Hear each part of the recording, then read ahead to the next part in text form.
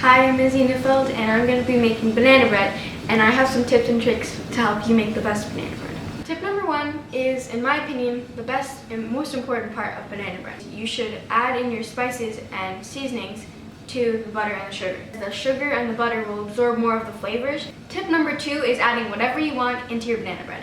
Banana bread is extremely flexible. If you want to have less sugar, you add less sugar and more banana. I really like banana bread because it's really easy and you can add literally whatever you want.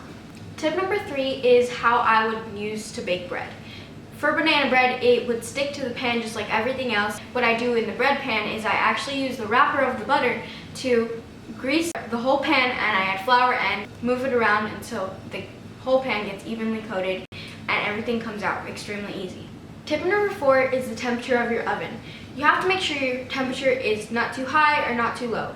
This matters because if your temperature is too high, the inside will be raw, but the outside will look like it's cooked. If it's too low, it'll take forever to cook and you might have the same problem. What I would recommend if you're making your own recipe is 350. Tip number five, I think this is important because it makes everything taste better. I make my own vanilla extract and it's a lot easier than you'd think. It may cost a little bit more because vanilla beans are actually quite expensive, but I feel like it's worth it.